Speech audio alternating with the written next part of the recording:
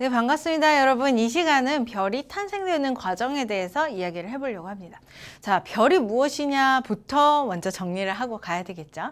자, 별, 하늘에 떠 있다고 해서 무조건 별이 아니라 이 별들은 자신이 스스로 빛을 만들어서 빛을 발산을 해야지만이 별이라고 얘기를 해줄 수가 있습니다. 그런데 이 빛을 만들어내는 조건도 또 한정적으로 정해져 있어요. 그 조건이 무엇이냐면 중심에서 핵융합 반응이 일어나야 된다. 그 결과 핵융합 반응에 의해서 에너지가 방출되고 스스로 빛을 내는 천체, 이것이 바로 별이다 라고 얘기를 해줄 수가 있겠죠. 자, 별입니다. 핵융합 반응이 중심부에서 일어나야 되고요. 그것으로 인해서 에너지가 방출되어서 스스로 빛을 내는 천체, 얘가 바로 별이다 라고 볼 수가 있는 거죠. 자, 그럼 별은 어디에서 만들어지느냐? 우리 성간물질이라고 하는 애들이 있어요. 우주 공간에 채워져 있는 먼지라던가 아니면 얼음이라던가 아니면 여러 가지 물질들, 수소, 헬륨, 이런 등등등 이런 물질들이 있습니다. 이런 것들을 성간 물질이라고 얘기하고, 이 성간 물질들이 구름처럼 몰려 있는 것을 성운이라고 얘기를 하죠. 그 성운 안에 이제 굉장히 온도가 높은 부분도 있고 낮은 부분도 있고 밀도가 높은 부분도 있고 낮은 부분도 있고, 자, 이런 차이들이 있는데 이 성운 안에서 밀도가 높으면서 이제 물질들이 많다라는 얘기죠. 물질들이 굉장히 많으면서 온도는 좀 낮은 그런 영역에서 별이 만들어집니다. 자, 저온 고밀도의 영역, 이것이 핵심이다라고 볼 수 있어요. 보통 고밀도면 온도가 굉장히 높아져요. 같이 부딪혀 있는 이 밀도를 이루고 있는 분자들 혹은 물질들이 서로 부딪히면서 온도가 올라가게 되어 있습니다. 그런데 이제 그런 흔한 상황이 아닌 매우 희귀한 상황인 저온의 상황에서 이제 별이 탄생을 할 것이다. 자, 고온의 상황에서는 왜 안 되냐면 온도가 올라가면 올라갈수록 점점점 이제 물질을 이루는 그 물질들이, 이 성운을 이루는 물질들이 에너지를 얻어서 더 멀리 뻗어져 나갈 수밖에 없게 에너지를 얻을 수 있다. 그런데 저온인 상태이면 고밀도라 하더라도 자신들의 물질들이 에너지를 못 받기 때문에 뻗어져 나가지 못하고 서로 옮겨붙어서 수축을 할 수 있는 상황이 만들어지게 되는 거죠. 그래서 고밀도, 많은 물질들이 밀접해 있으면서 온도가 낮은 영역에서 서로 뭉치고 엉키면서 별이 만들어지게 된다라는 거예요. 가장 첫 번째로는 원시별이 만들어집니다. 자, 성운의 고밀도 저온 지역에서 이제 물질들이 서로 질량을 가지고 있으니까 만유인력의 법칙에 의해서 중력을 발휘하죠. 그래서 중심부를 향해서 서로 똘똘똘똘 뭉치게 되어 있어요. 이것을 중력수축이라고 얘기합니다.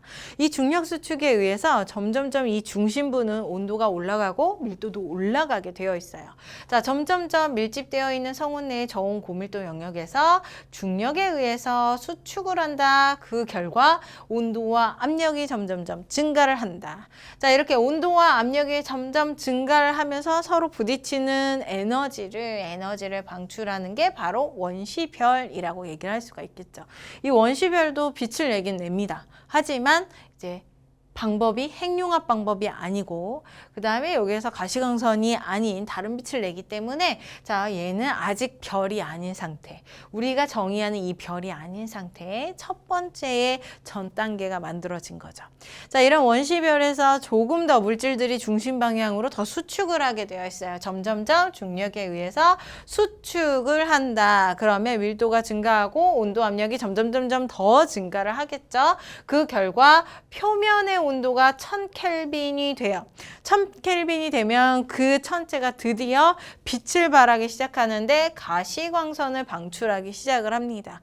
이 가시광선을 방출한 아이가 바로 주계열 단계라고, 전주계열 단계라고 얘기를 해줄 수가 있겠네요. 전주계열 단계. 얘도 마찬가지로 별은 아니에요. 별이 되려면 핵융합 반응이 중심에서 일어나야 되기 때문에 가시광선을 방출은 하지만 아직 별은 아닌 단계. 자, 여기에서 조금 더 무엇이 일어났느냐? 중력에 의해서 수축이 일어나겠죠. 그러면서 중심부의 온도와 압력이 점점 증가를 할 것이다. 이렇게 볼 수가 있고요. 얘네들이 점점 증가를 하다가 핵심적으로, 자, 여기 중심부의 온도가 1000만 켈빈이 돼요. 1000만 켈빈이 되면 가장 가벼운 물질인 수소, 수소를 이용을 해서 핵융합 반응이 드디어 시작이 되게 되는 거죠. 핵융합 반응의 시작에 의해서 에너지가 만들어지고 그 결과 스스로 빛을 내는 천체인 별이 만들어지게 되는 겁니다. 첫 번째는 원시별이었고요. 아직 별 아니에요. 자, 그 다음 단계가 전주계열성. 얘는 표면 온도가 1000켈빈에다가 가시광선을 방출하죠. 그 다음에 이 1000만 켈빈에 의해서 수소 핵융합 반응이 일어난 아이를 뭐라고 부르느냐? 주계열성이라고 하고요. 얘가 드디어 별, 스타 탄생이 되는 거죠. 여기에서부터 별이다라고 알아두시면 되겠습니다. 자, 요렇게 주계열성이 만들어지면 어떤 특징을 가지고 있느냐? 봅니다. 주계열성이요. 가장 첫 번째로 만들어진 탄생되자마자 탄생된 별을 우리는 주계열성이라고 얘기한다고요. 전주계열 단계에서 수축 일어났고 중심부 온도가 1000만 켈빈이 돼야지만이 수소 핵융합 반응이 일어나죠. 자, 중심부에서 무슨 반응이 일어나는지 꼭 알아두셔야 돼요. 4개의 수소를 이용해서 헬륨을 만드는, 혹은 이제 수소를 이용해서 4개까지는 지우고, 자, 수소를 이용해서 조금 더 무거운 헬륨을 만드는 과정, 핵융합 반응. 자, 이때에 이제 질량의 감소에 따라서 그 질량의 값만큼 에너지를 만들죠. 이 에너지가 바로 빛이 되는 거예요. 자, 요것을 이용을 한다. 그래서 주계열성은 에너지원이 수소 핵융합 반응이다라는 거 알아두시고, 크기가 일정하게 유지가 됩니다. 그 이유를 그림으로 이야기를 한번 해볼게요. 자, 얘가 주계열성이에요. 중심에서 수소 핵융합 반응이 일어나요. 그래서 수소가 헬륨이 되는 반응들이 쭉 일어나고 있습니다. 자, 이 반응에 의해서 에너지가 뿜뿜하죠. 그래서 에너지가 자, 이렇게 바깥쪽 방향으로 뿜뿜하게 되어 있어요. 이게 내부 압력이라고 표현을 합니다. 자, 이런 내부 압력이 존재하는데, 문제는 모든 질량을 갖는 물질들은요, 다 중심 방향으로 혹은 서로가 당기는 방향으로 이제 힘을 발휘하게 되어 있어요. 이게 만유인력 법칙이라고 하고, 이제 중심 방향으로 작용하는 그 힘을 우리는 중력이라고 얘기하죠. 중력. 자, 그런데 내부에서부터 바깥쪽으로 뿜어내는 내부 압력이랑 그 다음에 이 중력의 힘이 서로 같단 말이에요. 밀어내는 힘과 당기는 힘이 서로 같아요. 그래서 이 두 개의 힘들이 서로 같다 보니까 이 별이 막 수축했다가 팽창했다가 이러지 못하고 크기가 일정하게 유지가 된다라고 볼 수 있어요. 그래서 일정하게 유지된다. 내부 기체 압력과 중력이 일정하게 평형을 이루기 때문에, 그래서 그 평형을 우리는 정역학 평형이라고 얘기를 하는 겁니다. 자, 기간, 얘 얼마나 사느냐, 주계열성. 전체 별에 처음 탄생했을 때 주계열성으로 탄생을 했죠. 그 다음에 죽을 때까지 전체 시간으로 봤을 때 90% 이상, 가장 긴 시간, 대부분의 시간을 이 주계열성으로 보내게 되고요. 그리고 이 주계열성이 딱 끝나게 되면 질량에 따라서 각각 다른 방식으로 진화되면서 죽어가게 되어 있는 거예요. 자, 그러면 이 주계열성의 수명은 어떻게 달라지게 되느냐? 질량에 따라 달라지죠. 질량이 클수록 점점점 수명이 짧아지게 됩니다. 왜 그러느냐?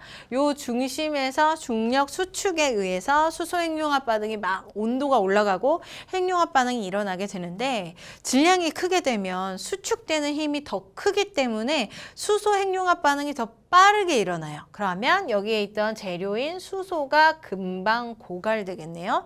자, 중심에서 수소가 고갈이 되면 이제 더 이상 수소 핵융합 반응을 할 수가 없으니까 주계열성이 딱 멈추게 되는 거죠.